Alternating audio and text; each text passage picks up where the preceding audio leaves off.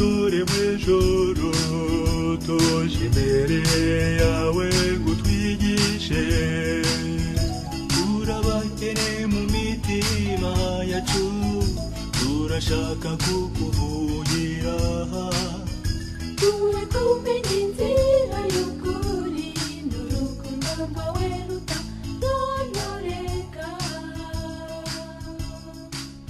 Bibiliya niyinezeza Imana yacu rero byumve ko dukomokaho turamuzi nada buriya muzi ko rero twateje ikibazo mu ijuru cy'intambara.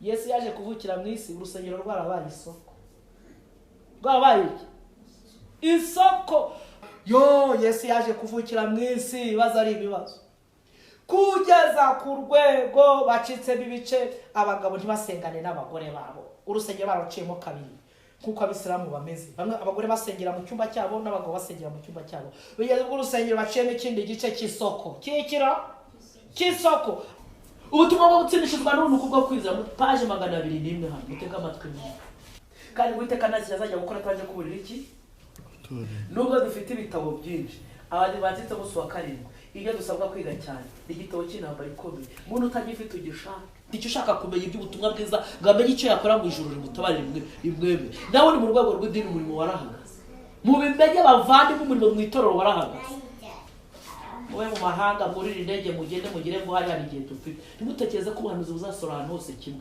ushaka kubaho mutuye nta n'ikimwe uzabona ariko bisohoreye mu Rwanda nta kizabuza Yesu kugira ngo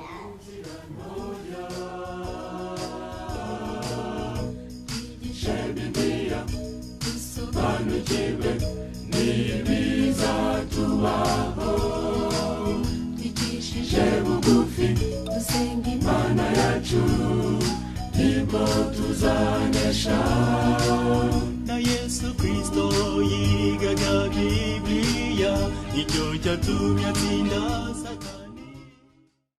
Esashimwe reka dushime Imana muri amasaha y'umugoroba Imana y'imbabazi Imana y'ibambe itinda kurakara neza kwinshi Imana igifashe umwuka duhumeka mu biganza kugira ngo twongere gutekereza ku rukundo rw'Imana n'impuhwe zayo no kurinda gukomeye kuri buri wese kuko ijambo rye ravuga ngo itwihanganira idashaka kwagira n'umurimbuka aho bishaka ko twihana kugira ngo tuzaragwe ubugingo buhoraho. Ibyanditswe byera byose byahumetswe n'Imana kandi bigira umumaro wo kwigisha umuntu no kumwemeza no kumutunganya. Wakabiri wa Timoteyo 3:16. Ibyanditswe byera byose byahumetswe n'Imana bigira umumaro wo kutwigisha. Niyo mpamvu Imana yifuza ko twiga. Kandi mu buzima bwo busanzwe bwo mu isi habaho kwiga. Kandi ishaka kumenya ukomeza kwiyungura. Uzamuka ku ntera ujya ku yindi. Ibyanditswe byera byose byahumetswe n'Imana rero, ibyanditswe byera dufata Bibiliya tugakikizaho ibitabo by'ubukanuzi byose. Ndetse umuja w'Imana Energy White twemera nk'itoro ryasigaye badufatite muso wa karindwi, Imana yatoranije mu gihe gikwiriye kugira ngo umucyo dufite wiyongere kuko Imana ishaka ku mugambi w'inama y'agakiza ngo bisore mu nyoko muntu. Imana yamwandikishije ibitabo byinshi. Amateka ye aranditse uburyo ijuru ryamutoranije akiri umwana muto myaka mike cyane utaranize, ijuru rikamwiyereka rikamutoranya rikagira n'uburyo rimukoresha. Ni ibintu byabereye abahamya benshi mu gihe cye yuko atari imbaraga z'umwana w'umuntu zimuyoboye zinamukoresha, ahubwo ari imbaraga z'ikirenga zikomeza Imana yo mu ijuru. Imana ihabwa icyubahiro. White Imana mwandikije ibitabo byinshi biza bikamurika kuri Bibiliya. Bibiliya ni umuco munini ariko ibitabo by'ubukabanuzi ni umuco muto. Kuko rero turinjije ndetse n'inyoko muntu buryo icyaha cyadushyigingije, Imana ikabona ko tutagifite ubwenge washaka kwiga ibyanditswe byera ngo tubashe kumva mu murongo w'Imana icyo Uwiteka yifuza ko twumvisha. Niyo mpamvu Imana yemeye kudundi umucyo umurika mu muco munini ngo bitadusobanukira mu bwenge buke dufite. Imana idufasha mu gusobanukirwa mu muco muto umurika mu muco munini, ibidasobanutse buri wese bikamusobanukira mu murongo w'Imana kugira ngo tumenye icyo Uwiteka adushaka, tumenye aho tugomba kuva naho tugomba kugana, tumenye amateka y'abakurambere, tumenye igihe kigeze, tumenye n'igihe uko kizasoza, bityo umuntu arushaho kugira imyiteguro ihagije yo kwitegura Yesu ugiye kugaruka. Umuja w'Imana rero Imana imwandikisha ibitabo by'ubukanuzi ni byinshi cyane. Itorero dufite ibitabo byinshi biza bikagota Bibiliya mu kugira ngo usobanukirwe n'ubushake bw'Imana. Niyo mpamvu rero iyo twize uwa kabiri wa Timoteyo 3:16 ngo ibyanditswe byera byose byahumetswe n'Imana, ugomba kumva Bibiliya ukumva n'umwuka w'ubuhanuzi. Ndetse igitabo cyitwa Iramya ku bagabura n'ubutumwa ku basore, n'igitabo kivuga ibihamya ku basore cyangwa se ubutumwa ku basore, message à la jeunesse, harimo amagambo avuga ngo umudivantiste musi wa karindwi yagombye kuba afite abakurambere n'abahanuzi, abahanuzi n'abami, akagira wifuzwe byose, akagira ibyakozwe n'intumwa, akagira intambara ikomeye etc. bagashyiraho ngo n'ibindi. Bivuze ngo n'ibitabo bitanu by'ingenzi mu kukumurikira muri Bibiliya, gusobanukirwa n'ubushake bw'Imana no kumenya iby'intambara ikomeye hagati ya Kristo na Satani n'abambari babo, no kumenya uko urugendo rwatangiye nuko ruzasoza, no kumenya uko intambara yatangiye nuko izasoza, bityo ukamenya uruhande ugomba kuba uherereyemo. Kwiga ibyanditswe byera rero ni inshingano umukristo wese agomba kuba afite ya buri munsi. Ntabwo tugomba kubyiga kuko abapasitoro babiduha ku ngufu, ntitugomba kubyiga kuko bakuru amaturo baduhagara imbere babidusomera, ahubwo ibyanditswe byera byose byahumetswe n'Imana bidufitiye umumaro, bifitiye umumaro, twese bidufitiye umumaro mu murongo wo kugira ngo bidukize, biduhindure, bitunyuze mu bushake bw'Imana, dufite n'ibyiringiro bizima byo kuzabona Yesu ugazaba agiye kugaruka. Mu kubyiga rero dusobanukirwa ko intambara ikomeye aho yahereye. Tujya mu Byahishuwe igice cya 12 dore ku murongo wa 7 handitswe ngo iki? Ibyahishuwe mu byanditswe byera turi igice cya 12 dore ku murongo wa 7 hari amagambo akomeye ngo mu ijuru habaho intambara. Mu kwiga ibyanditswe byera dusobanukirwa neza ko mu ijuru habaye intambara, kandi iyo ntambara yabaye ikagira igihe ikarangira, kandi yanarangira bikagira uko bigenda. N'uyu munsi tukaba tukibyiga tukamenya ko iyo ntambara igikomeje kandi ifite n'uburyo izasoza. Ibyanditswe byera bidusobanurira iby'intambara ikomeye yahereye mu ijuru. Handitswe ngo mu ijuru habaho intambara, Mikayeli n'abamarayika batabara kurwanya cya kiyoka, ikiyoka kirwanana n'abamarayika bacu ntibanesha, kandi mu ijuru habo ntihaba hakiboneka. Iyo tuvuze ikiyoka Bibiliya bisobanura neza ni Satani. Cya kiyoka kinini kiracibwa, ari cyo nzoka ya kera yitwa umwanzi na Satani, ari cyo kiyobya abari mu isi bose, nuko kijugunywa mu isi, abamarayika bacyo bajugunyanwa nacyo. Kiyoka Satani. Ntambara ikomeye mu ijuru yatewe n'iki? Iyo twifashe Bibiliya tukifasha n'ibitabo by'umukanuzi, dusanga intambara ikomeye mu ijuru. Kugira ngo iyo ntambara igaragare, Imana yo nubwo ari Imana ifite uko iteye n'uko ibona ibintu, siko n'abamarayika bateye. Ntabwo abamarayika bateye nk'Imana, kuko iyo twizitangira igice cya mbere dusanga ko Imana ngo mbere na mbere Imana yaremye ijuru. Ijuru Imana yabanje kurema, yaremye abamarayika benshi, ariko uburyo yabaremyemo ntabwo yabaremye ngo babe Imana, yabaremye nk'abamarayika, ibarema mu buryo bukomeye butangaje, kuko Imana avuga bikayateka bikagira gute bigakomera. Mu buhanganye bw'Imana, mu mbaraga z'Imana irabarema, ariko iyo Mana irema abagomba kugota ubwiza, icyubahiro n'ubutware n'ubwami bwayo. Iri kure mu bwami bwayo, abari muri ubwo bwami bwayo abamarayika, irema n'ubayobora ariwe Lusiferi. Ndetse byatwe katubwira muri Ezekiel 28 ngo yari umukerubu utwikira. Umukerubu utwikira tubyumva dute? Iyo dusubiye mu buturo bwera, mu gishanye mbona cy'ubuturo bwera, nuko Imana ire mu buturo bwera bwo mu ijuru. Twagira mu gitabo cyo kuva 25 murongo wa 8 ngo kandi bandeme ubuturo bwera bube hagati muri bo buse. Nibyo giye kukwereka Imana ibwira Mose, nuko ubuturo bwera bwubatse mu isi bufitanye isano ikomeye n'ubuturo bwera bwo mu ijuru, kuko Mose yabwiwe kuburema bugasa n'ubwo mu ijuru, kuko ubuturo bwera bwo mu ijuru aho Imana iba iganje ituye. Hari ibikoze ubuturo bwera dusanga no mu buturo bwera bwo mu isi, ariko noneho tugasanga mu nyubako yahera cyane. Twumva impamvu y'umukerubi, tubona ko ubuturo bwera bugizwe imigabane 3. Ubwo mu isi hari urugo, hari ahera akaba ahera cyane. Tugeze rero ahera hari igicaniro cy'imibavu, hakaba ameza y'imitsima, hakaba n'igitereko cy'amatabaza. Dukuyeho umwenda tukinjira ahera cyane, hari intebe y'ihongerero. Iyo ntebe y'ihongerero iri hejuru y'isanduku y'ibihamya. Iyo tuvuze isanduku y'ibihamya, iyo sanduku y'ibihamya irimo amategeko y'Imana 10 yanditswe ku bisate 2 by'amabuye. Hakaba iyo sanduku irimo urwabya rwa manu, ubwo ni ubuturo bwera bwo mwisi, ibiri mu isanduku y'ibihamya, hakaba n'inkoni ya Aroni. Ariko tugeze ku bakerubi, iyo ntebe y'ihongero igoswe n'abakerubi babiri bafite amababa, amwe atwikira ibirenge, andi agatwikira ubwiza bw'Imana, kuko kuri iyo ntebe tuhasanga ubwiza bwitwa Shekina, aho Imana ituye iganje yicaye. Bivuze ngo Lusiferi yari umukerubi utwikiriye Imana, kandi Imana yicaye ku mategeko yayo. Imana yicaye ku ntebe, intebe iri hejuru y'isanduku irimo ibihamya. Ubutware bw'Imana, ubuyobozi bw'Imana bugizwe n'ibyo bintu, maze hakaza abakerubi batwikira. Bivuze ngo kugira ngo Imana imenyekanishe ubushake bwayo mu isanduku y'ibihamya, nuko ubwiza bw'Imana buri ku ntebe y'ihongerero bwarasiraga abakerubi. Abakerubi bagasobanukirwa n'ubushake bw'Imana mu isanduku. Abo bakerubi bagasohokana ubushake bw'Imana, bakajya gutangariza abandi bamarayika icyo Uwiteka bifuzaho. Abamarayika bagapfukama bakaramya Imana batayizi mu buturo bwera bwo mu ijuru.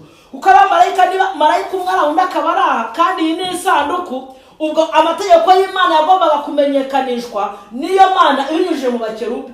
Ngo murimo uwitwa Lusiferi wabaye Satani yakoraga, nuko yamenyekanishaga ubushake bw'Imana buvuye ku Mana mu butware bwayo, mu butegetsi bwayo. Ya mategeko agatangarizwa abandi bamarayika, Lusiferi ari wowe yajyanye.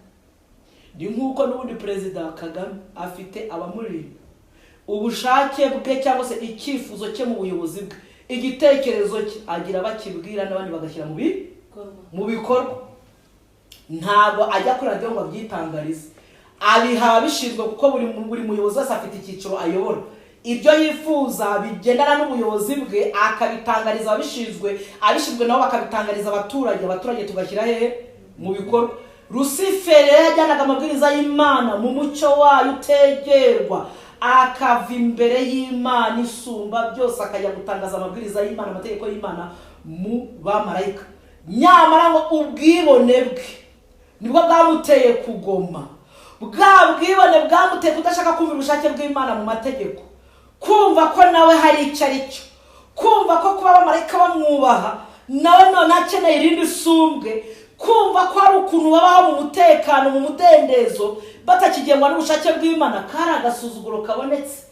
Iyo ntambara yabaye mu ijuru bihereye mu mutima wa Lusiferi, wo kumva akeneye umudendezo, wo kutumva Imana, wo kudashyigikira Imana mu byo yifuza, wo kumva yabaho uko abyumva kandi akabifatanyamo n'abandi bamarayika bakabaho uko babyumva, batagendeye mu bushake bw'Imana, kuko bazi neza ko baremwe nta cyaha kiri muri bo, bakumva ko ubwo buzima babubamo batagengwa n'Imana. Aho niho havuye ikibazo gikomeye, kudashaka kuyoborwa n'Imana. Ubwibone bumutera kugwa.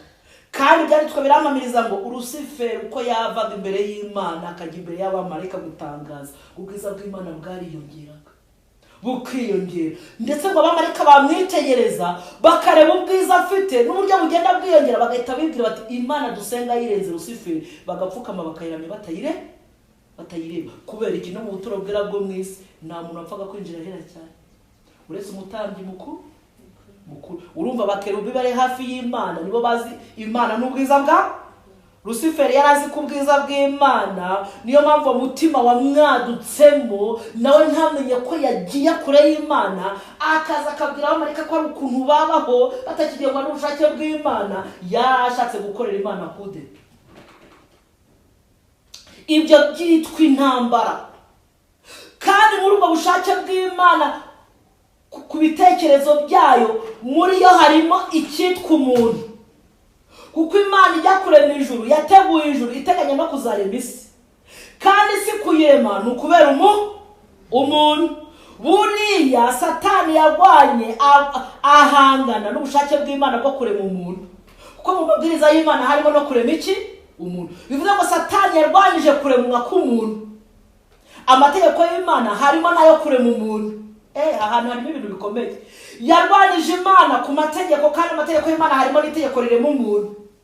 imigambi y'Imana yo kurema umuntu ngo ntabwo yayihereranye. Abafite agatabo kitwa inama z'Imana muri iyi minsi niho byumva neza ngo Imana yarebye icyo kibazo uwo Lucifer afite. Imana ngo ntiyasubiza umugambi wayo muri yo ngo ibipfubye ngo ibireke, kuko ibona ko umwe mu bamarayika yagomye yagize indi myumvire mibi kuri yo no ku bushake bwayo no ku cyifuzo cy'Imana no kugitekereza gukora. Ntabwo Imana yigeze ipfubya umugambi wayo, ahubwo muri bwa bushake bwayo burangwa n'amategeko, kandi amategeko harimo n'itegeko ryo kurema umuntu. Imana byabaye ngombwa ko iva muri cya cyubahiro, muri bwa bwiza, yambara isura y'umuntu, ijya kwigaragaza itaragaragaraga, ijya imbere y'abamarayika batabarika.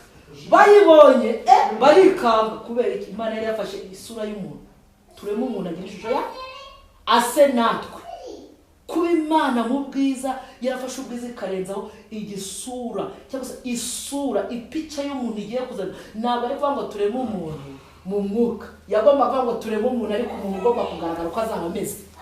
Kubera iki? Abamarayika byanditswe byaratubwira ngo ni imyuka, ntibafatika, naho barahari ntitubareba. Nyamara umuntu Imana yagombaga kurema yari umuntu ugaragara, wagombaga kugaragarira abamarayika bakamenya uwo muntu, maze igihe mu bitekerezo by'Imana, mu bushake bwayo, bamenye ukuntu uwo muntu azaba ameze, bayige inyuma, babyemere, banavivure, banezezwe n'igikorwa cy'Imana cyo kuzarema uwo muntu. Nyamara gutangaza kw'Imana kw'imaranye igihe igitekerezo cyo kurema umuntu umeze nk'uko bayireba ntabwo byoroshye.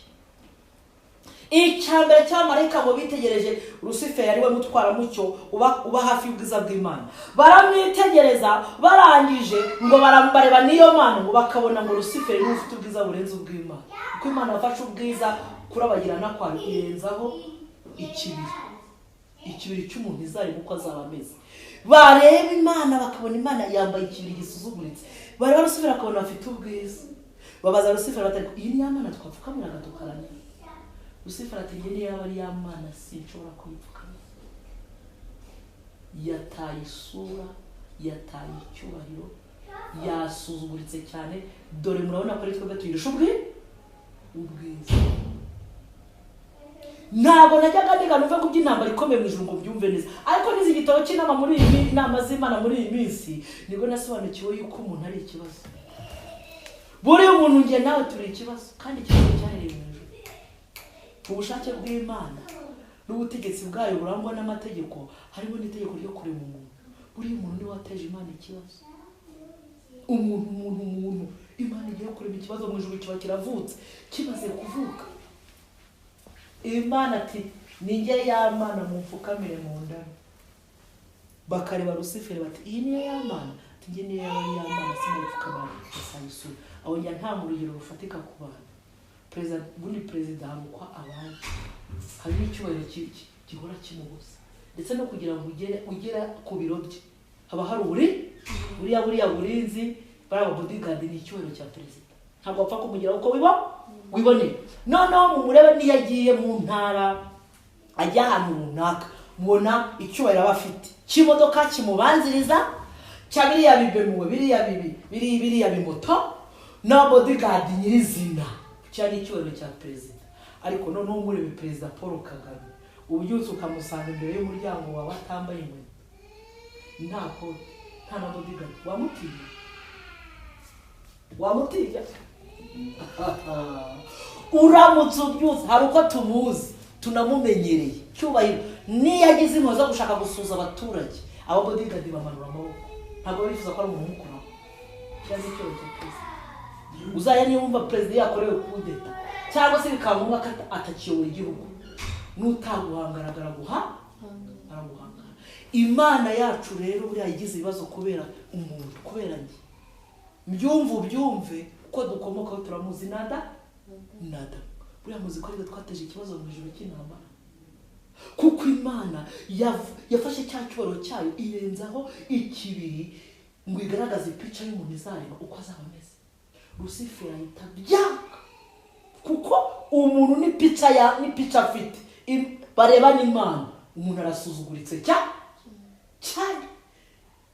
agira imyumvire yo kutabyumva, arangije n'ifuhe n'ishyari biramuzamukana. Ati, ukareba umuntu utangishije iki inama nk'umukerubi utwikira, nka premier ministre ifuhe n'ishyari baramuzamukana abamarayika bati iyi ni yamana Lucifer ati niyo yaba ari yamana nge sinayipfukamira yamaze guta isura yataye icyubahiro sinayipfukamira bitewe rero kuko ariyo muyobozi wabo wavugaga bakumvira Imana bakayiramya bakubaha babona umuyobozi yagize imyumvire yindi ku Mana habaho gushidikanya mu bamarayika kandi ngo ni imitwe itabarika imitwe y'abamarayika bicitsemo igice kimwe kiri inyuma Lucifer wabaye Satani kuko babonaga nk'umuyobozi wabo utabyumva nta mpamvu yo gupfukamira iyo Mana yasuzuguritse kandi noneho undi mutwe urabireba ati birashoboka ko ari ya Mana nubwo tutari tuyizi uku nguku tuyibonye birashoboka ko barapfukama barayira nijoro bacitsemo imigabane kubera umuntu kubera maze Imana itanga ubusobanuro bw'impamvu yabaye uko yambaye uwo mubiri usuzuguritse utandukanye n'uko baremwe yisobanura iby'igitekerezo cyayimara igihe cyo kurema mu kwisobanura imigabane bitatu umugabane wa mbere ujya inyuma y'Imana yasuzuguritse umugabane wa kabiri ujya inyuma Lucifer umuyobozi wabo umugabane wa gatatu urifa ariko nyirabayazana ni ukuremwa k'umuntu mu mategeko y'Imana harimo no kuremwa k'umuntu iyo migambi y'Imana yose Satani yarayanze yumva yabaho yigenga kandi arwanya no kuremwa k'umuntu yarabirwanije kuremwa k'umuntu yarabirwanije ukareba umuntu utangije urangije twateye Satani icumu niyo mpamvu rero nawe nta mikino afite ku muntu kubera iki iyo ntambara ibyaritswe birambwira ngo yamaze imyaka mu bitatu Imana ihanganye n'ikibi kandi rema Lucifer ntiyari mubi yari mwe uko byamujemo ni ibintu wakubaza ngo byaje bivaha ariko icyo tuziyo nitugeramije ibyo tudasobanukirwa tuzabisaba ariko Imana ye yarabibonaga ariko abamarayika nabo byarabacanze ubu wari umuyobozi wabo agize imyumvire mibi ku Mana ubushake bw'Imana n'umugambi Imana ifite wo kurema ntago abishyigikiye uriya reka mbabwire abizera dufite ibibazo duterwa n'abayobozi iteka iyo tugize umuyobozi wumva Imana neza ashyira abizera ku murongo iyo tugize umuyobozi utumva Imana neza ayobya abizera si igitangaza niba n'itorero rifite abakuru b'amatorero 5 umwe ashobora kuba ariwe muntu ukorana n'Imana abandi bagendera mu kigare cya Satani kandi burya bizera biringira abayobozi burya umuntu guhagarara imbere akabuza ko ari n'umuyobozi wawe cyavuze ugira ngo n'Imana ivu Lucifer ku mwanya Imana yiramuhaye ibyo yavugaga byose amarayika barubararaga amaze no kugaragarwamo umwuka mubi cyangwa se kibi ibyo yavuze harimo umugabo wahise umwumva mu mugambi wo kurwanya ubushake bw'Imana bwo kurema iki umuntu maze Imana irabyihangana kuko Imana yacu ni inyembabazi Imana kirihangana Imana yacu ni nyarukundo niyo mpamvu n'ibyanditswe bitubwira ngo itwihangane idashaka kwagira n'umugira ngo uribuka ikomeza kwisobanura imigabane bitatu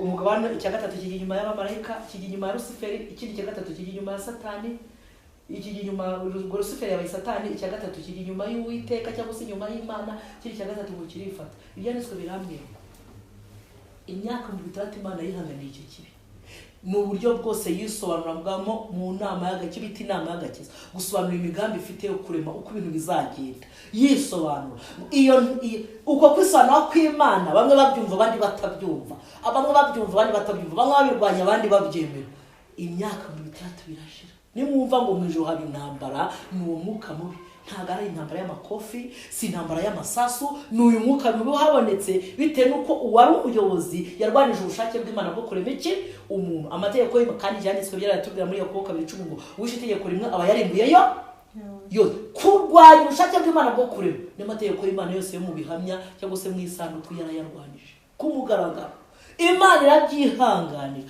imaze kubyihangana itanga amahirwe kugeza ubwo imukoreye ikibwirizwa cyangwa se imwisobanuyeho Imana yamuremye imwisobanuraho imubwira iby'umugambi ifite ngo Lucifer ngarabyumva ngo ariko arebye abamarayika bamaze kumujya inyuma ku gitekerezo yazanye, ngo arabasanga ngo kwemera icyaha yaba bayimbwa, niko mu nama z'Imana muri iyi minsi handitse. Ngo maze ngo abandi bamarayika ngo bitegereje ngo Imana uko yisobanura, ngo basanga ibyo Imana ivuga byaba ari byo. Maze icyo kintu kibaho kiba kibi, gitinda muri iryo juru ry'Imana, Imana irakihanganira. Ubusobanuro bwose yatanze birumvikana, ariko bisoza imigabane bahinga itatu. Yo mwumva ngo 1/3, umenye n'impamvu 1/3 cyabayeho. Nuko muri iyo ntambara y'umuntu kuremwa kwe no kuyirwanya bihereye ku muyobozi witwa Lucifer, wari umukerubi wadutswemwo n'iki, akarwanya Imana n'ubushake bwayo n'umugambi wayo wo kurema, ntibyamugizeho ingaruka wenyine, ahubwo byagize n'ingaruka kubo yayoboraga. Abamarayika bacikamo imigabane itatu.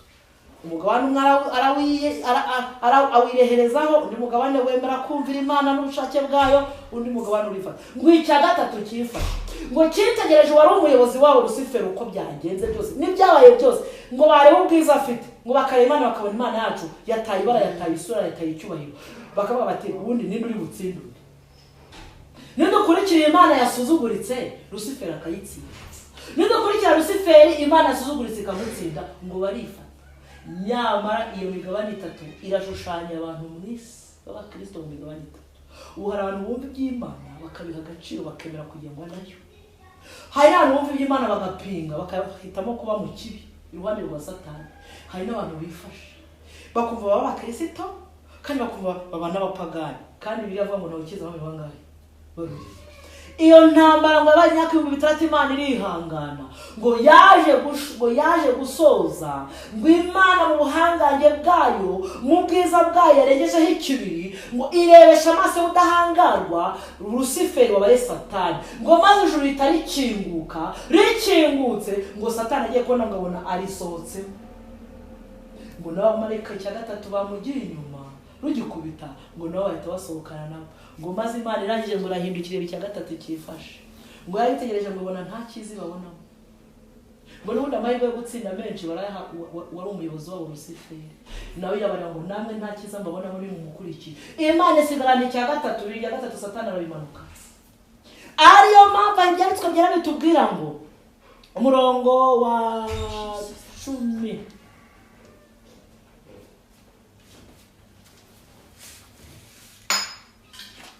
tukiri ku murongo wa 9, ngo nuko icyoka kijugunywa mu isi, abamarayika bacyo bajugunywa na nacyo. Satani yahanukanye 2/3. Ibihamya birambira ngo 2/3 Satani yamanukanye, ngo 1/3 cyo kizahaje isi. Umunyabyaha wese uvutse, Zaburi 58, ngo abanyabyaha batandukanwa n'Imana uhereye ku kuvuga kwabo. Burenya umwana uvutse avukana abadayimoni 3. Adamu akimara gukora icyaha yinjiriwe n'abadayimoni 3 muri cya 3 cy'abamarayika. Ingeso nziza bafite 3, ngo uharwa bafite abadayimoni 22. Iki kintu cyumve, kuko twamanikiwe n'umubi amanukana n'ingabo zitaba. Iyi si zanjwe n'icya 3 cy'abamarayika niteza imitingito, imyuzure, ibibazo by'indwara turwara, ibibazo by'irifu. Iki cya 3 cy'abamarayika kituzahaje. Iyi cya 3 cyifashe cyahize mu kirere, twibamye bimbye ngo bazakora imbabazi z'Imana ziranye. Bazabwira icya 3 cyakurikiye Satani rugikubita, kijaje si n'abantu ngo murashaje nimugarukira muri musige nitwe tugiye kuko tuburangiza. Bazakora imbabazi z'Imana ziranye. Bivuze ngo njewe muntu inkomoko yanjye uwo mumuka w'Adamu, njewe muntu nateje Imana ibibazo irihanga. Uyu munsi mvuga ngo ni Adamu, uyu munsi ni Satani ubuyanza, kuko turi mu gika cya nyuma gisoza amateka y'iki yize. Satani wanza Adamu ni nawe ukwanza, kuko niwe dukoma. Twateje Imana ikibazo mu ijuru irihangana, mu rukundo rwayo ntabwo yitegereje guhomba kw'abamarayika ngo iragize ngo kugira ngo mwumva abamarayika umuntu kumurema ndabitse. Yaravuze atumva umuntu amutekerejeho, kandi gucumura kwa Satani ntibyayitunguye, n'ibizaho byose ntibyayitunguye. Umugambi wo kurema umuntu yawukomeza, ndemera mbahomba ariko umuntu wanjye nzamurema. niyo mpamvu rero ibyanditswe bitubwira ngo nuko kijugunywa mu isi, abamarayika bacyo bajugunywa nacyo, ugira ngo Satani gukurwa mu ijuru akamanukira iyi si nabo badayimoni be, ugira ngo iyi si bazayohera njye nawe bazatwara ibishoboka. Maze umurongo wa 12 Imana ikavuga ngo iki? Umurongo wa 12 ngo nuko rero wajuriwe namwe abari bamwe mwishimye, nawe wasiwe nawe wanyanje mugushije ishyano, kuko Satani yabamanukiye cyangwa se yabamanukiye afite umujinya mwinshi, kuko azi ko afite igihe. Nuko rero wajuriwe namwe bari bamwe mwishimye, kuko ikibi cyakuwe, ariko wasugushije. Uyu murongo nyamutindaho cyane iyo niga, wasugujije ishyano. Kandi dutuye mu isi, kandi si tuwe n'abantu benshi, ariko ntabwo dutekereza ko twagujije iki. Satani yatumanukira afite iki? Kutumanukira adufite umujinya, nuko ariko twamuteje ingorane, twatumye arivamo. Ubwo rero yamanutse akubita agatoki ku kandi ati muntu utumye mva mu ijuru, amahame ugenge nzakurwanya ngo utere kwanga Imana ibyayo bitesha agaciro. Nzakora ibishoboka byose iyi Mana dufatanye kuyirwanya, kandi nisoza nzakwisasa, kuko n'ubundi wamaze gukatirwa urudategereje igihano. Wasuwe ugushije ishyano. Ni ibintu nkwiye gutekerezaho buri munsi. Buriya impanuka yabaye nuko twagushije ishyano, buriya kubera ko abantu bapfa twagushije ishyano, buri ingaruka y'icyaha ni urupfu. Urupfu rumaze kokama abantu benshi, rutwaye abantu benshi. Iyi myuzure twagushije ishyano, Satani yatumanukiye afite imijinya myinshi, ibibazo by'imiryango, nuko twagushije ishyano. Wasugushije ishyano ko Satani yakumanukiye afite umujinya. Ntabwo Satani yifuza ko twakumva Imana, kuko yarayanze. Bivuze ngo umuntu wese uzavuga ko ashaka Imana azamurwanya yivuye inyuma. Umuntu uzavuga iby'iyi Mana, ibi byanditswe byarabyahurumuka, azabirwanya yivuye inyuma. Niyo mpamvu abivangira, niyo mpamvu azana ibindi biza birwanya iby'Imana, kandi nabyo byitwa ko ari iby'Imana. Inzira zo kurwana, Satani afite inzira nyinshi aturwanyamo, arwanya iby'Imana mu buryo bukomeye. Niyo mpamvu dukeneye kubyiga ngo tumenye Imana, tumenye na Satani, tumenye aho tugomba gukurikira. Niba twaragushije ishyano, kuriye kwicara akabitekereza. Urwanya arusha ubwenge, arusha imyaka. Umva, ni umwanzi koko, ni umwanzi nk'uko biri bivuga. Niba ari umwanzi wanjye rero, wasugujije ishyano, kuko Satani akumanukiye. Maze wakigira imbere gato, bakuwe mu ijuru, igihe kirageze. Imana ije kurema isi, itangira igice cya mbere. Umunsi wa mbere ire mu mucyo, ivuga bikaba, igategeka bigakomera. Umunsi wa kabiri isanzure. Umunsi wa gatatu amazi ateranira hamwe, haboneka ahumutse y'ubutaka. Imana itegeka ko ahumutse hameza ibiti, ibyatsi, amoko yabyo kwari amazi, itano ryari ry'inyanja. Buriya buracya. Umunsi wa kane Imana irema ibiva mu mbaraga zayo muri uwo mwuka, maze icyari cyumvano kivamo umuntu muzima. Ngo Adamu yararyamye ku itaka, arabyuka. Imana imureza ikiganza iramuhagurutsa. Ngo Adamu ahagararanye n'iyo Mana, ngo abamarayika bahise bavuga basa.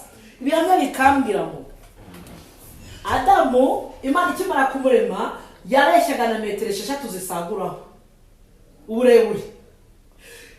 Ubugari yari metero 3. Adamu afite ibiro 908. Karindwi n'ak'Imana. Bivuga ngo Imana benda agakoresha akaburaho akantu gato, ku buryo ngo abamarayika bitegerezaga iyo Mana bakareba na Adamu, ngo niba bashaka kubatandukanya. Ngo babatandukanyaga ari uko Imana ivuze, ibwira Adamu ngo Adamu, dore iki nakiremye uyu munsi, iki nakiremye uyu munsi. Wari kuba bakabacecetse, ngo niba bashaka kubatandukanya. Bivuze ngo umuntu waremwe yari pica y'Imana ni neza. Nitwe bisura dufite yararize. Adamu w'Imana yasaga n'Imana. Adamu umva ngo iryo rema ngo Satani n'abadayimoni bararyitegereje, babonye umuntu afatitse, umuntu wateje ikibazo mu ijuru, umuntu watumye barihanukamo bakarikurwamo, umuntu usa n'Imana mwiza ufite ubwenge n'uburanga.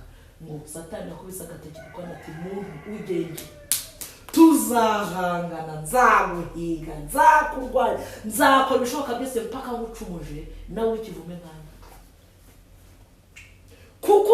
Kumbwira ngo wasugushije ishyano ni ibintu nkwiriye kubyumva neza, ni ibintu nkwiye kwicara nkabitekerezaho neza, ni ibintu nkwiye gusoma nkakora analize nkatekereza, nangiza nyuma yo gutekereza nkafata umwanzuro, kuko Satani wahize n'uyu munsi aracyakora kubitagategeka kuko turi urubyaro. Ngaha ntabitekerezo ubu byumve neza, umuntu araremwe kandi Satani niwe watumye ava mu ijuru, abadayimoni yayobeje ni benshi nabo bavuyeyo, umuntu araremwe barero bagombaga gutuza. Ibishoboka ngo cyakoze mu bwenge Adamu yari afite, ngo Satani yaramurebye abona ntana ngo ari umuhemu. Icyakoze ngo kuko Imana ngo yamuremye nyuma y'ibindi byose, Imana yagobye kugenda imusobanura buri kimwe cyose n'uburyo cyaremwe n'umunsi yakiremweho. Irabimusobanura, irangije Imana mu butware aramubwira ngo usabwa kubirinda, usabwa kubiyobora, kindwa umudendezo n'uburenganzira wari ubyita amazina. Ibi byanditswe birambwira ngo Adamu yitegerezaga igiti, amaso agacengera mu giti imbere, akabona uko mu imizi zamura amazi no mu ruti no kugaba mu mashami. Igiti akakira wa giti wigwise kera. Imana ati nanjye niko nari kukita. Umva ubwenge Adamu yari afite. Adamu yitegerezaga inyamaswa, akayireba no mu magufwa no mu misokoro, akareba uko itambuka n'uko itontoma, ati wa nyamaswa wigwise intare. Imana ati nanjye niko nari kukita. Ibi byaremwe byose tubona na Adamu wabyise amazina. Kugwa k'umuntu. Satani rero yarwanya intambara, iyo ntambara yahereye ikaza mu isi, yize uburyo bwose agomba kugusha umuntu mu cyaha, agomba gucumuza umuntu, agomba kumwangisha Imana, agomba kumuzanamo indi myumvire ituma atandukana n'ubushake bw'Imana. Ngo ariko yitegereje Adamu asanga ntazamushobora. Nyamara Adamu nawe mu kwita ibyaremwe byose amazina, ngo yaritegereje asanga ngo uwo ari wenyine mu gihe ibindi ari bibiri. Uko byamucishwaga imbere byose cyabaga ari ikigabo n'ikigore, kandi akabireba akabimenya kubera bwa bwenge Imana yamuremanye. Ibije byose imbere ngo abyite izina, akabona ni ikigabo n'ikigore, ngo uwo yirebye ngo asanga ni wenyine, ngo kandi iruhande rwe ngo hari umwanya uticayeho umuntu, abona ko hari ikintu. Imana ibonye ko yabivumbuye niko kumusinziriza. Tayije cyakabiri iramusinziriza, ikora mu rubavu, ikuramo urubavu rumwe, irukuramo umugore mwiza cyane imwiteho. Ngo Adamu akimukubita amaso yahise abyibwira.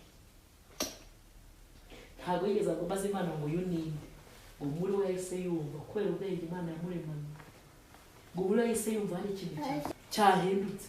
Ngo maze aramureba arangije ahita avuga amagambo akomeye atumva uyu ni igufwa ryo mu magufa yawe, nakara k'umumara azitwa umugore kugwa kw'umuntu. Uyu ni igufwa yahise abyiyumvamo ko ari igufwa ryamuvanga, kandi iyo mpamvu buriya imbavu z'abagore n'iz'abagabo ntabwo zingana. Abagabo bagira imbavu 23, abagore tukagira imbavu 24. Kubera iki? Kubera yuko ubwo tubarusha nibwo ubundi turi urubavu rwa Adamu rwuzuza 24, umugore nagira 24. Noneho rero buriya ni ukuvuga ngo iyo Mana yahaye iyo mpano nziza Adamu yahise amuvugira umutoma, kuko umutima we n'ibitekerezo bye n'ubwenge bwe byamwemeje ko ari uwamukuwemo, aramwishimira. Imana ibaha umugisha, irabaraga bahana isezerano ry'uko bagomba kubyara kugira ngo bakore. Eva abonetse n'ubundi Satani akomeza kubita agatoki kuka Adamu. None Imana imukuyemo Eva, yarumva yahize umuhigo cyangwa se yakubisaga, yarasirisibye, umva yaratontomye, umva yarababaye cyane, avuga ati uyu niwe watumye mva mu ijuru agenda. Icyakoze mu kubitegereza akabona Eva hari ibyo atazi, kuko Adamu niwe wese ibyari, kandi Eva yabonetse Adamu yaramaze kubyita byose. Ashakisha inzira zo kubacumuza ngo batandukanye n'Imana, asanga azahera umugabo hose azamuvumbura. Niyo mpamvu Satani yahisemo kwiyoberanya anyura mu nzoka. Kandi yanyuze mu nzoka kubera iki? Adamu buri munsi yari afite inshingano yo kujya atembereza umugore we mu byaremwe, amubwira ngo umugore wanjye iki ngiki cyitwa ngo Imana yakiremye uyu munsi yari afite misiyo cyangwa se yari afite umukoro wo kwigisha umugore we buri kimwe cyose n'amazina yabyo akabimubwira n'igihe byaremewe Eva akabimenya. Satani mu kwihinduranya akaca mu nzoka ngo ni uko iyo shuri Eva yaratararyiga. Mu byo Adamu yari yarasobanuriye Eva, inzoka yakayimubwira. Satani bituma aca mu nzoka. Ibyanditswe bikambwira ngo inzoka ngo kari akanyamaswa keza cyane mu murima wa Edeni. Inzoka yagiraga amabara menshi, inzoka yaraburiyaga. Inzoka ikagira n'amabara. Inzoka yaragurukaga. Ngo niko kari akanyamaswa keza kurenza inyamaswa zose Imana yaremye. Ku buryo Adamu yayigeragaho ngo yarayifataga akayishyira mu ijosi akayambara nka furayi. None ngo Adamu ubwiza bw'Imana bwabaga bumuriho bwakubitana n'ubwiza bw'inzoka yambaye, ngo n'izuba yamumurikaho ngo Adamu agahinduka izuba rya Edeni. Aho rero nicyo cyatumye Satani akomeza umugambi we wa ya ntambara yahereyeho mu ijuru arwanya Imana, noneho n'uwo yaremye itangiye kumurwanya, ariko ashakisha inzira ari bunyuremo abura ntagiye anyuretse mu nzoka kuko Eva yaratarayimenya. Ibyanditswe birambwira ngo kunyura mu nzoka, ngo inzoka kuko yagendaga iguruka ngo yari ifite nayo uburenganzira bwo kurya imbuto zose nk'uko n'abadamu bazirya. Noneho Satani ayigiyemo ngo itangira kujya ibyina iceza muri make. Kaba akantu kadasanzwe muri icyo kirere cya Edeni, ngo ku buryo Eva yayibonaga yatinzagaho amaso cyane, ngo ariko ngo Adamu yarebesha aya maso ngo inzoka ikifata. Kubera amacoranye Satani yamaze kugeramo, kubera ko Satani yari yamaze kumenya nawe yavuze ko yamuvumbuye kugira ngo abone Eva. Nabone Eva azamushorera umugabo. Kuko urabizi ko ivuga ko abagore ari imbabya zombi. Kuba Eva hari ibyo atarazi byari byoroshye kwa Satani wari waheraho. Namara kumugusha mu cyaha azagenda acumuza umugabo. Misiyo ya Satani bishyitse. Arangije rero ibyanditswe biratubwira ngo yamaze igihe kinini ngo Satani mu nzoka abyinira mu kirere mu rwego rwo kureshya Eva. Ariko ngo Adamu yarebesha y'amaso ngo inzoka ikifata kuko yari wivumbure. Bigeze ubwo ngo Eva bitekerezaho igihe yibaza impamvu iyo arebye hejuru inzoka ibyina ikora utuntu tudasanzwe, ariko umugabo we yareba ikifata ahita afata icyemezo cyo kuzasiga umugabo. Kandi baravuga ngo ntazamusige, ntibazatandukane. Eva decida gufata icyemezo cyo gusiga umugabo akagenda wenyine. Kandi Imana sinaguhaye. Kandi Imana dore ngo hariya mu kapipiri hariya, dore ngo hariya mu karabukariya bakifate. Ariko ugere wicare hasi, ugere wicare hasi namara kuyafata nakafata ingero yafata, ariko wicare hasi. Abantu bari b'ishuri rikomeye. Buriya Satani atwigaho akamenya aho umuntu afite intege nke, kandi aho ufite intege nke niho akubita. N'aba barwana bafite amasentire baba bakorera, iyo barwana ahantu yagukubise akakumvisha ashaka uburyo bwose agira akahakubita, kuko imbaraga ziri bugushira n'abantu ntasubizamo. Yakubise gatatu imbaraga zirashira, umuntu akarambarara, noneho akakujya hejuru insinzi akabona yibona. Ngo inzoka yateje ibibazo mu bwonko bwa Eva decida gutandukana n'umugabo akajya kureba ya nzoka wenyine. Satani ahuza umugabo muri ibyo byaremwe, aramuhuza, ntiyatekereza ko umugore yamucitse, n'umugore nawe ibitekerezo yabitwaye, aragenda yitegereza areba ko abona ya nzoka Satani yari yamuhoye. N'ubwo si ukubyina, irabyina. Uko ibyina atwara, ubona ko ibintu by'ibikezo bireshya abantu cyane. Iyo ni umutego wa Satani ukomeye. Haba ari ibintu by'abacuranzi, haba ari mu bubari hari imiziki, ikintu cyitwa imiziki twari ibitekerezo vuba cyane. Urwango Satani yabyiniye mu nzoka bikurura ibitekerezo bya Eva. None mu gukurura ibitekerezo bya Eva abona n'ikintu kidasanzwe, maze uko abyina ngo Satani akabyinira mu nzoka ngo yerekera kuri cya giti Imana yababujije. Muramenye ntimuzajya kuko umunsi mwabona ko muzagira muzaba. Satani abyinira mu nzoka yerekera cyane. Kandi urabizi iyo umuntu yapfuye ubwenge ko yaraguceza ubona ko abantu hano habaye ibintu by'amakonseri abantu muri iyi micezo bisaza ubwonko. Biriya ni ibintu ni drogue.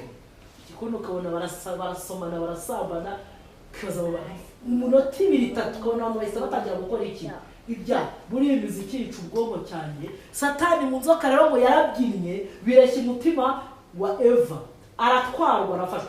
Satani abonye ko yakuruwe atangira kumuririmbira. Niko bihamya bivuga gutangira kumuririmbira ibintu by'imitoma byica ubwenge. Eva uri mwiza usanari uri mwiza. Urabizi ko buriya n'abasore kugira ngo bateretane n'abakobwa akurikisha utugambo twe yakubwiye utugambo twiza nawe ukadutegera amatwi ntabwo wabyoroshye ko umuntu umuva imbere. Kandi misiyo y'abagufiteho Yesu ashobora kuyigeraho mu gihe cyose ijya kubwira bamaze kubiha agaciro. Maze arangije akora ikosa yo kuvugana na Satani atabizi. Wakagira ngo ni inzoka kandi inzoka yinjiwemo n'ikibi. Satani arangije kubona Satani amaze kubona ko yapfuye ubwenge ngo niko kumubwira ngo Eva harya Imana yababujije kurya ku biti ku mbuto z'ibiti byose. Aramusubiza ngo Imana yatwemereye kujya ku mbuto zose ukeretse igiti kiri hagati mu ngobyi. Kandi yakigeze imbere ariko yamaze gupfubwa. Imana yarababeshye yarazi ko umunsi mwakiriyeho muzamera nkayo amaso azahweza umenye icyiza n'ikibi. Imana yaruje ibintu byiza. Buriya rero Eva Imana ni ingome. Buriya njyewe nizo izi mbuto nizo zintunze. Maze Satani mu nzoka arasoroma ararya. Eva re abona ntacyo abona inzoka nta kibaye. Niko gupfa ubwenge ashiduka yafashe nawe urubuto ararya. Amaze kurya bwa bucaranye bwa Satani bamuzinjira. Satani atumva igitego cya mbere ndakinjije. Ubwo umugore mufashe kirira umugabo wawe yari yakugurisha. Ubucaranye bwa Satani bwamaze kwinjira Eva yumva ahindutse ukundi. Yumva ibyo biryo ntagomba kubirya wenyine kandi umugabo aramukunda afata umwanzuro wo kugira ngo asorome arangije aramushyira. Ibyatsi birangira ngo Adamu akimukubita amaso acigatiye izo mbuto. Ese ubona ko umugore yakoze icyaha yacumuye.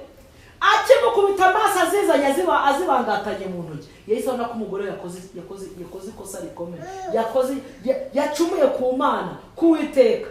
Maze arangije ngo umugore avuga ati mugabo wanjye nkunda ndaguhaye ndakuzaniye. Buriya n'abagore rimwe na rimwe tujya tuba Satani ku bagabo bacu bitewe n'imigambi dufite. Kandi kenshi burya kuko abagabo badukunda igihe badutega amatwi n'ibyo twifuza bakabikora ariko bitari mu mugambi w'Imana. Eva yajyanye izo mbuto. Adamu abona ko yari ari za mbuto za cya giti. Arangije abona ko umugore yakoze icyaha kandi Imana yababwiye ko umunsi bariho no gupfa bazagira gute bazapfa. Maze arangije umugore aravuga ati mugabo wanjye ndakuzaniye. Ugize uko Imana yatubeshya sigaho nta soni urahangara ukavuga ngo Imana yaratubeshye. Imana Eva wakoze ikosa rikomeye kuko ubwenge bwamaze gupfa. Nta kindi yakoze ngo yaramwigize ngo niba unkunda ryaho dusangire urabona sinjye nabaye iki si n'umugore wawe Adamu ndagukunda. Abonye Adamu atamwumva ngo ararira.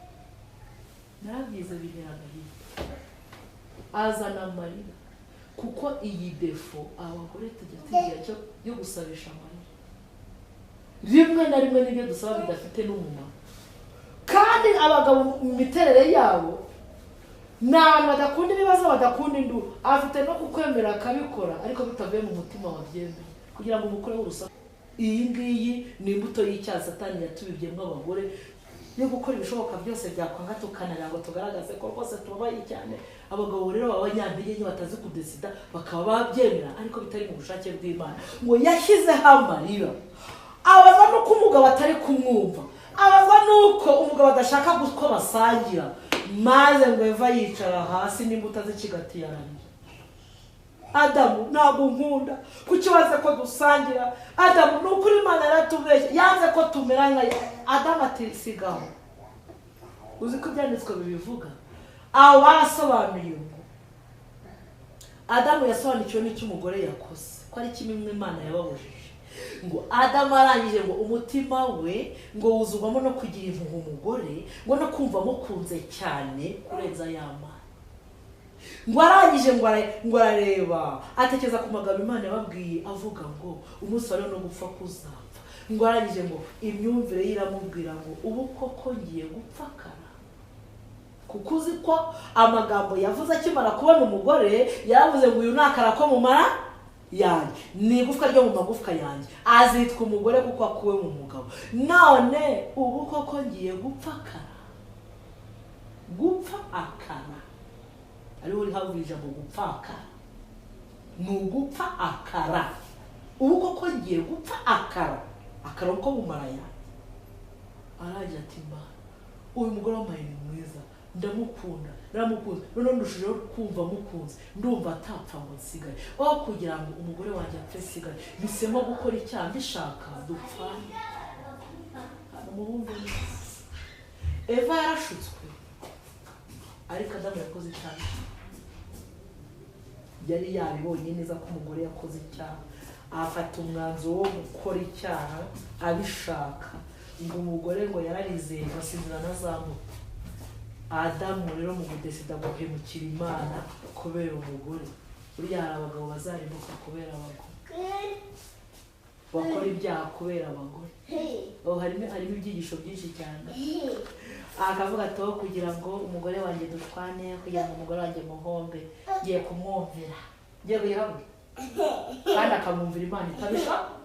Kandi Imana yacu irafuha, Imana ifuha irabivuga ngo uzakunda umugore we cyangwa umwana we cyangwa umuhungu we cyangwa umukobwa kumurutisha, we ntakuriye kuba iki. Yesu yarabivuze.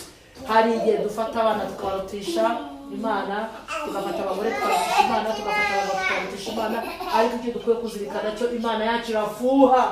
Ndi Imana ifuha amabana gucyanirwa ko base nkageza kubuzukuruza n'ubuzima bw'abanyana, nkabara abankunda bakitondera amategeko yanjye, nkageza kubuzukuruza babo b'ibihivu. Adamu akora icyaha bishaka bibi, afata iryo tunda araryitamika. Ngo maze ngo arijyana agahinda, arijyana umubabaro n'agahinda bita rimuniga. Ngo havuye ingoto y'abagabo. Buri ingoto y'abagabo Imana irema Adamu ntiyari afite ingoto. Iyi ngoto yari yitunda, rijyana agahinda n'umubabaro rihita biturunga ingufa y'izindi. Ingaruka y'icyaha ingoto. Ngo Adamu akimara kurimira, Satani yahise abyina insinzi kuko yashakaga n'Adamu. Uko umugore yakuwe hehe umugabo. Iyo Adamu afata icyemezo cyo kudacumura ku Mana, Eva yari gupfa, Imana ikamuremera undi. Uko irabishoboka. Ariko kubera kuba umunyantege imbere y'umugore, akaba umunyantege imbere y'Imana yamubwiye, akanga kumvira Imana bishaka, ahitamo gufatanya icyaha n'umugore, bananirwa kumvira Imana bose, maze Satani abyina insinzi atumva. Wa muntu waneje ibibazo nanjye ndamucumura. Abadayimoni babyina insinzi mu ijuru, ngo abamarayika bafasha inanga hasi, bacura umuborogo k'umuntu Imana yaremye acumuye ku mugaragaro.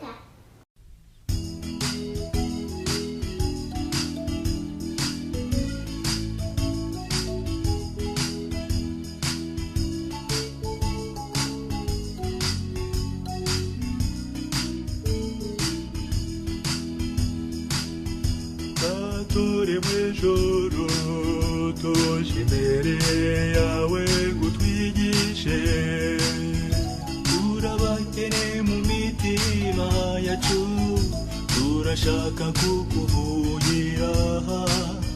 Tuje kumenya inzira y'ukuri n'urukundo rwawe rutaronoreka. Baby,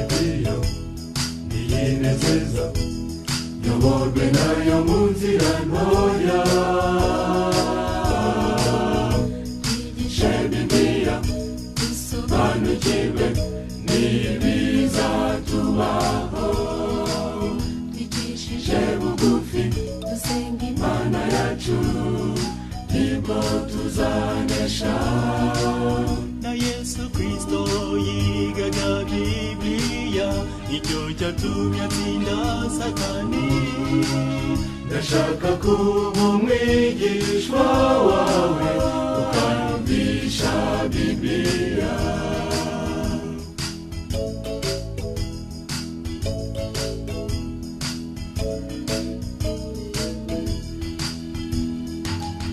Twigishe nka Daniyeli, uduhishurire iby'imperuka. Dushaka kumenya iby'ukuri kwawe, n'umugambi ufitiye umuntu. Tube kwitonda imbere yawe, dukurikiza amategeko y'Imana. Umpe Bibiliya niyinezeza, nyoborwe nayo mu nzira ntoya. Twigishe Bibiliya, dusobanukirwe n'ibizatubaho. Twicishije bugufi, dusenga Imana yacu, nibwo tuzanesha. Na Yesu Kristo yigaga Bibiliya, nicyo cyatumye atsinda Satani. Ndashaka kuba umwigishwa wawe, ukanyumvisha Bibiliya. Umpe Bibiliya niyinezeza, nyoborwe nayo mu nzira ntoya. Twigishe Bibiliya, dusobanukirwe n'ibizatubaho. Twicishije bugufi, dusenga Imana yacu, nibwo tuzanesha.